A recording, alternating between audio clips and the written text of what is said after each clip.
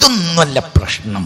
പ്രശ്നമെന്ന് പറഞ്ഞാൽ ഒരു ജനതയുടെ പ്രശ്നം സമൂലമായ അസ്തിത്വം അവർക്ക് നഷ്ടപ്പെടുക എന്നതാണ്. അള്ളാഹു നമ്മളെ കാത്തുരക്ഷിക്കട്ടെ. മലബാറിൽ ഇന്ന് വലിയൊരു ദുരന്തം നടന്നുകൊണ്ടിരിക്കുന്നുണ്ട്.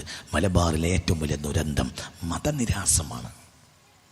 മലപ്പുറം, കോഴിക്കോട്, പാലക്കാട്, മലപ്പുറം, കോഴിക്കോട്, കണ്ണൂർ, വയനാട്, കാസർഗോഡ്, ഈ 6 ജില്ലകളിലാണ് കേരളത്തിൽ ഏറ്റവും കൂടുതൽ നിരീശ്വരവാദികൾ വളർന്നുകൊണ്ടിരിക്കുന്നത്.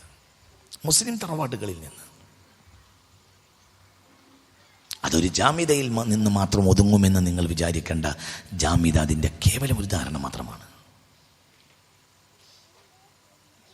ആയിരക്കണക്കിന് നിരീശ്വരവാദികളാണ് ഈ 6 ജില്ലകളിൽ. മുസ്ലിം തറവാട്ടിൽ മുസ്ലിം നാമധാരികൾ നേരം വെളുത്താലും വൈകുന്നേരമായാലും അവർ അള്ളാനെ കളിയാക്കും. മുത്തുനബി സല്ലല്ലാഹു മുത്തു മുഹമ്മദ് മുസ്തഫ തങ്ങളെ കളിയാക്കും,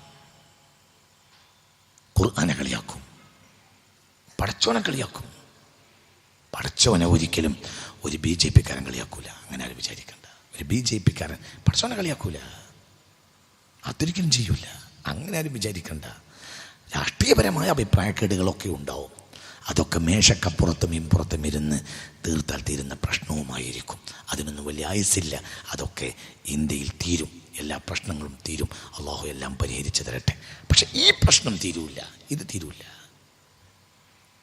മുസ്ലിം സമുദായത്തിൽ കേൾവി പോലും ഇല്ലാത്ത മതനിരാസം ഇന്ന് മുസ്ലിം സമുദായത്തിൽ ഇതാ വന്നുകൊണ്ടിരിക്കുന്നു. 100 കണക്കിനല്ല, 1000 നിരീശ്വരവാദികൾ. ഈ നിരീശ്വരവാദികൾ എന്നാൽ ഒരു ന്യൂ ജനറേഷനാണ്, പഴയതല്ല. പഴയതൊക്കെ എന്ന് പറഞ്ഞാൽ അപൂർവമായി ഒരു നാട്ടിൽ ഒരു നിരീശ്വരവാദി ഉണ്ടായെങ്കിലുണ്ടാവും. ചിലപ്പോൾ ഒരു മണ്ഡലത്തിൽ, ഒരു നിയോജക മണ്ഡലത്തിൽ എങ്കിലും ഒരു നിരീശ്വരവാദി ഉണ്ടാവും. പണ്ട് അറിയപ്പെട്ട നിരീശ്വരവാദി ഉണ്ടാവും. അയാളെ പെണ്ണുങ്ങളെയും കുട്ടികളെ പോലും നിരീശ്വരവാദി ആക്കാനോട് കഴിയൂല്ല. അങ്ങനെ ഇരുന്നു പണ്ട്. അതേത് അങ്ങാടിയിലും ഒരു ഭ്രാന്തനും ഉണ്ടാവും. ഇങ്ങനെയുള്ളൊരു നിരീശ്വരവാദി. അത് സ്വാഭാവികമാണ്. ഒരു എൻജോയ്മെൻറ്റിന് വേണ്ടി എന്തെങ്കിലും അയാൾ പറയുന്നത് നോക്കി ആളുകൾ അയാളെ വായിൽ നോക്കിയിരിക്കും. അവരത് സ്വീകരിക്കുന്നില്ല. അങ്ങനെയൊക്കെ ആയിരുന്നു പണ്ട്. ഇന്നങ്ങനെയല്ല. ഇന്നവർക്ക് ഗ്രൂപ്പുകളുണ്ട്, അവർക്ക് മന്ത്രിമാരുണ്ട്. മുസ്ലിം നാമധാരികളായ മന്ത്രിമാരുണ്ട്. പടച്ചവൻ്റെ നിയമങ്ങളെ നിസാരവൽക്കരിക്കുന്ന മുസ്ലിം മന്ത്രിമാരുണ്ട് കേരളത്തിൽ. അള്ളാഹു നമ്മളെ കാത്തുരക്ഷിക്കട്ടെ. മനസ്സ് തുറന്ന അമ്മി പറയും, ഇവിടെ പ്രശ്നം, ഇത് പ്രശ്നമാണ്, ഇതാണ് പ്രശ്നം. മറ്റൊരു സാന്ദർഭികമാണ്. അതൊരു പ്രശ്നമില്ല. എന്ത് പ്രശ്നമുള്ളത്? അതൊരു പ്രശ്നമല്ല. ചിന്തിക്ക്. ഒരു പള്ളി ഉണ്ടാക്കുമ്പോൾ ആ പള്ളി ഉണ്ടാക്കുന്ന കൂട്ടത്തിൽ പരിസരത്തൊരു ഹിന്ദുവിൻ്റെ വീടുണ്ടെങ്കിൽ അവരും സഹായിക്കും, അവരും സൗകര്യങ്ങൾ ചെയ്തു കൊടുക്കും. എന്തൊക്കെ നമ്മുടെ നാട്ടിൻ്റെ കഥ അങ്ങനെയല്ലേ? മദ്രസ പൂട്ടിയിട്ട് അതിൻ്റെ താക്കോല് അടുത്ത ഹിന്ദു വീട്ടിൽ കൊടുത്ത് അവർ നേരം വെളുക്കുമ്പോൾ വരുന്ന ഉസ്താദിൻ്റെയോ കുട്ടിയുടെ കയ്യിൽ താക്കോല് കൊടുത്തോ അല്ലെങ്കിൽ മദ്രസ തുറന്നിടുകയോ ചെയ്യുന്ന എത്ര ഹിന്ദു വീടിന് തൊട്ടടുത്തുള്ള മദ്രസകൾ ഇന്ന് കേരളത്തിലുണ്ട്. ഞാൻ അറിയുന്നതുണ്ട്. അതൊന്നൊരു പ്രശ്നമുള്ള കാര്യമല്ല. അതൊക്കെ പരസ്പരം സഹകരിക്കും. പക്ഷേ എന്തുകൊണ്ട്? അള്ളാഹു വിശ്വാസം, പഠിച്ചവനുണ്ട്, ഇവർക്കൊക്കെ വിശ്വാസമുണ്ട്. എന്നാൽ മതനിരാസത്തിന്റെ വക്താവിനോ പടച്ചവനത്തിന് വിശ്വാസമില്ല. അവൻ ഇബ്ലീസിനും അപ്പുറത്ത് പോയി. ലഅനത്തുല്ലാഹി അലൈഹി. ഇബ്ലീസിനും പടച്ചവന് വിശ്വാസമുണ്ട്. കമസലി ശൈത്വാൻ ഇദ് ഖാല ലിൽ ഇൻസാനി ക്ഫുർ ഫലമ്മാ കഫറ ഖാല ഇന്നി ബരീഉം മിൻക ഇന്നി അഖാഫുല്ലാഹ റബ്ബൽ ആലമീൻ. നിഷേധിയാക് എന്നിങ്ങനെ പിശാച് മനുഷ്യനോട് വന്ന് പറയും. ഫലമ്മ കഫറ, പിശാചിൻ്റെ സ്വരം കേട്ട് വഴിപ്പെട്ട് മനുഷ്യനെങ്ങാനും നിഷേധി ആയാലോ കാല, അപ്പോൾ പിശാച് പറയും ഇന്നി ബരീഉം മിൻക, നിന്നോടുള്ള എല്ലാ ഇടപാടും ഞാൻ ഒഴിവാക്കി. ഇന്നി അഖാഫുള്ള, എനിക്ക് പടച്ചവനെ പേടിയാണ്, എനിക്ക് അള്ളാഹിനെ പേടിയാണ്. ആര് പറയും? ശൈത്താൻ പറയും. എത്ര ആയത്താണ് ഈ വിഷയത്തിലുള്ളത്? പിശാച് പോലും ദൈവനിരാസിയല്ല. അള്ളാഹു നമ്മളെ കാത്തിരക്ഷിക്കട്ടെ. എല്ലാ കുട്ടിത്തിരിപ്പും പിശാച് ഉണ്ടാക്കും. പക്ഷെ പടച്ചോൻ ഇല്ല എന്നുള്ള വിശ്വാസമൊന്നും ശൈത്താനില്ല. وإذ زين لهم الشيطان أعمالهم وقال لا غالب لكم اليوم من الناس وإني جار لكم فلما تراءت الفئتان نكص على عقبيه وقال إني بريء منكم إني أرى ما لا ترون إني أخاف الله والله شديد العقاب. ആര് പറഞ്ഞു? ഇബ്ലീസ് പറഞ്ഞു. ആരോട് പറഞ്ഞു? അബൂജഹലിനോട് പറഞ്ഞു. എവിടെയുണ്ട്? സൂറത്തുൽ അംഫാലിലുണ്ട്. സൂറത്തുൽ അംഫാൽ. وإذ زين لهم الشيطان أعمالهم وقال لا غالب لكم اليوم من الناس وإني جار لكم فلما تراءت الفئتان نكص على عقبيه وقال إني بريء منكم إني أرى ما لا ترون إني أخاف الله والله شديد العقاب. ആദ്യം പിശാച് അബൂജഹലും കൂട്ടക്കാരും ചെയ്യുന്ന കർമ്മങ്ങളൊക്കെ ഭംഗിയാണെന്ന് പറഞ്ഞു കൊടുത്തു. വഖാല, പിന്നെ ഇങ്ങനെയും പറഞ്ഞു, ലാ ഗാലിബ ലക്കുമുൽ യൗമ മിനന്നാസ്, ഇന്ന് നിങ്ങളെ ജയിക്കാൻ കഴിയും മുഹമ്മദിന്റെ പട്ടാളത്തിന്. സ്വല്ലല്ലാഹു മുത്ത് മുഹമ്മദ് മുസ്തഫ ഇല്ല.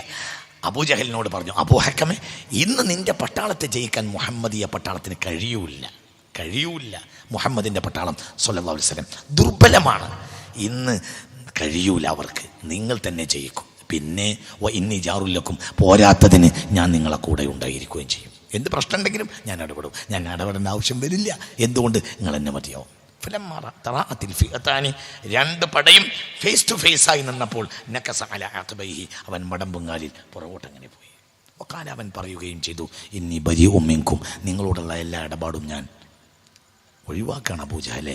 ഇന്നി അറാ മാ ലാ തറൗന, നിങ്ങൾ കാണാത്ത പലതും ഞാൻ കാണുന്നുണ്ട്. ഇന്നി അഖാഫുല്ലാ, എനിക്ക് അള്ളാഹിനെ പേടിയുണ്ട്. വല്ലാഹു ശദീദുൽ ഇഖാബ്, അള്ളാഹിന്റെ ശിക്ഷ വളരെ കഠിനമായിരിക്കും. ആര് പറഞ്ഞു? ഇബ്ലീസ് പറഞ്ഞു. ആരോട് പറഞ്ഞു? അബൂജഹലിനോട് പറഞ്ഞു. എവിടെ ഉണ്ടായിട്ട്? സൂറത്തുൽ അംഫാലിലുണ്ട്. അപ്പോൾ ഇബ്ലീസ് ദൈവനിരാസിയൊന്നുമല്ല. ലഅനത്തുല്ലാഹി അലൈഹി. ഉറക്കെ പറ, എന്താ മിണ്ടാതിരിക്കുന്നത്? ദൈവനിരാസിയല്ല, പടച്ചോല്ലാതെന്ന് പറഞ്ഞു. കുത്തിത്തിരിപ്പാണ്. എന്താ കുത്തിത്തിരിപ്പ്? മനുഷ്യനോടുള്ള അസൂയ. മനുഷ്യൻ പടച്ചോൻ്റെ ആളാകുന്നതിലുള്ള അസൂയ കാരണമാണ് ഇബ്ലീസ് ഇങ്ങനെയൊക്കെ ആയത്. അതുകൊണ്ടാണ് അവൻ ഇബ്ലീസായത്. അള്ളാഹു നമ്മളെ കാത്തിരക്ഷിക്കട്ടെ. അതാണ് പ്രശ്നം. അതാ പഠിച്ചാൽ ഇത് മനസ്സിലാവും. ഇവിടെ മതനിരാശി അതിൻ്റെ അപ്പുറത്തേക്ക് പോവുക. വളരെ ചിന്തിക്കണം. എന്തുകൊണ്ടാണ് ഇങ്ങനെ സംഭവിച്ചത്? താത്വികമായ അടിത്തറയിൽ നിന്ന് 10-30 കൊല്ലം മലബാർ പുറകോട്ട് അറിയാതെ സഞ്ചരിച്ചു പോയി എന്നാണ് ഒരു റീഡർ എന്ന നിലയിൽ എൻ്റെ റീഡിങ്. ഒരു ചരിത്രത്തിൻ്റെ റീഡർ എന്ന നിലയിൽ ഒരു 10-30 വർഷമായി മലബാറിലെ മുസ്ലിം ഉമ്മത്ത് ഉസൂലിൽ നിന്ന് പുറകോട്ട് അറിയാതെ പോയിട്ടുണ്ടെന്നാണ് എൻ്റെ ഒരു കണ്ടെത്തൽ. അള്ളാഹു നമ്മളെ കാത്തിരക്ഷിക്കട്ടെ. അങ്ങനെ പറയാമെങ്കിൽ ഒരാൾക്ക് അയാൾക്ക് പഠിച്ചത് പറയാലോ. അതിനൊരു സ്വാതന്ത്ര്യം ജനം അനുവദിക്കണ്ടേ? എൻ്റെ ഒരു റീഡിങ് ഉസൂലിൽ നിന്ന് പുറകോട്ട് പോയി. അതിന് ചില പ്രശ്നങ്ങളുണ്ടായി. എന്താ പ്രശ്നങ്ങൾ? ആവശ്യമില്ലാത്ത ചില കാര്യങ്ങളിൽ, സമുദായത്തെ തളച്ചിടുന്ന കാര്യത്തിൽ ചില ആളുകൾ ഇടക്കാലത്ത് കുത്തിപ്പൊക്കിക്കൊണ്ടുവന്ന ചില വിഷയങ്ങളിൽ കിടന്ന് സമുദായത്തിൻ്റെ അധ്വാനം വെറുതെ നഷ്ടപ്പെടുത്താൻ ചില ആളുകൾ മെനക്കെട്ടു. ചിലപ്പോൾ ജൂതന്മാർ പോലും അതിൻ്റെ പിന്നിൽ പ്രവർത്തിച്ചിട്ടുണ്ടാകാം. അള്ളാഹു നമ്മളെ കാത്തിരക്ഷിക്കട്ടെ. അപ്പോൾ എന്തുണ്ടായി? അടിസ്ഥാനപരമായ കാര്യത്തിനെ കുറിച്ച് ഗൗരവമായ ചർച്ച നടത്താൻ പലപ്പോഴും കഴിഞ്ഞില്ല. ഒന്ന് ചിന്തിക്കുക. പിന്നെ പണ്ഡിതന്മാർക്കിടയിൽ ഉണ്ടായിത്തീർന്ന ചില പടലപ്പിണക്കങ്ങൾ ചില ആളുകളെ പാണ്ഡിത്യത്തിനെതിരെയും മതത്തിനെതിരെയും തന്നെ ചിന്തിപ്പിച്ചു.